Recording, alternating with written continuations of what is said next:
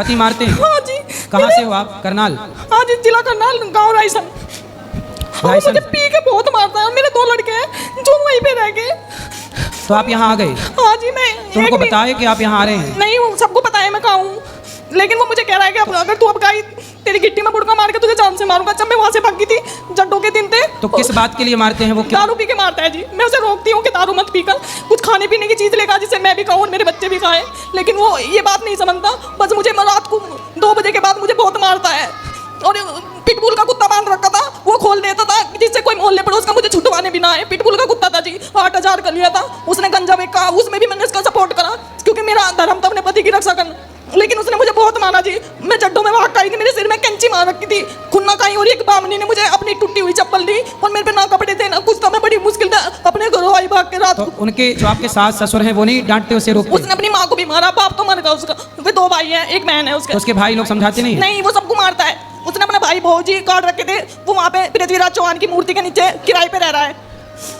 बहुत बुरा है जी, बहुत मारता है मुझे। मेरे 2 लड़के वहीं रह गए। तो बच्चों को भी मारता है? मेरा के तो मारता था, पीछे पता नहीं, बहुत बुरा है। तो आपके बच्चे कितने बड़े हैं?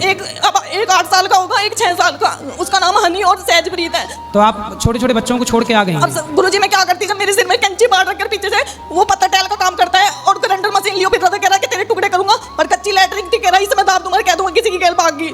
अब बताओ मैं क्या करती रात को। तो आपके माँ बाप को बताया आपने? मेरे पापा थे सपोर्ट में, लेकिन वे भी रक्षाबंधन वाले दिन मर गए। मम्मी सपोर्ट नहीं करती, भाई भी सुनते नहीं मेरी। भाई सपोर्ट नहीं करते? नहीं जी, 1 साल होगा उनके पास आए हुए मुझे हरियाणा। बताओ मैं आपकी क्या सेवा करूं?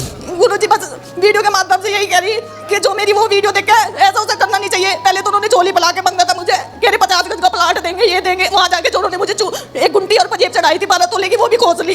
अब बताओ, ऐसे किसी गरीब की लड़की को झोली पला के मांगे और फिर उसे बहुत मारे हैं। तो मतलब आपका विवाह जब हुआ तो पहले आपको मांगा उन्होंने? हाँ जी, घरों आए थे। 2 बहन की शादी हुई थी मेरी गैल, मेरी छोटी बहन बड़े भाई की। आपको शादी के पहले पता नहीं था कि ये लड़के ऐसे हैं? नहीं जी, यूँ कहा था 2 भाई हैं और इनका मतलब पानीपत में भी खुद का प्लाट है और राजस्थान में भी अपना खुद का 250 गज का प्लाट है। ऐसा बोला था? हाँ जी। पर था नहीं? कुछ नहीं था, बस गांव में ही एक 250 गज का प्लाट है, उसमें 2 हिस्से हैं। मतलब देख लो, ऐसा होता है विवाह में फ्रॉड। लड़का शराब तो नहीं पीता, चरित्रहीन तो नहीं है, उसका किसी और के साथ मन चक्कर तो नहीं है, क्योंकि एक लड़की के सारी जिंदगी का सवाल है। अब देखो, इस लड़की की पूरी जिंदगी खराब कर दी उसने। झूठ बोल के विवाह कर लिया कि मेरे पास ये है ये है ये है, और अब देखो शराब पी के कैंची से मारने का प्रयास कर रहा है। मुझे मूंद के चला गया कमरे में और ठेके पे से दारू लेकर आया, कह रहा है 2 घूंट भर, अगर नहीं भरेगी तो तुझे मारूंगा। मैंने पी नहीं तो मैंने कैंची मार दी। तो आपको भी शराब बोलता हाँ जी, पीने मुझे का? शराब पीवाता था। उसी दिन भी आई थी जिस दिन उसने मुझे कैंची मारी, कह रहा पी।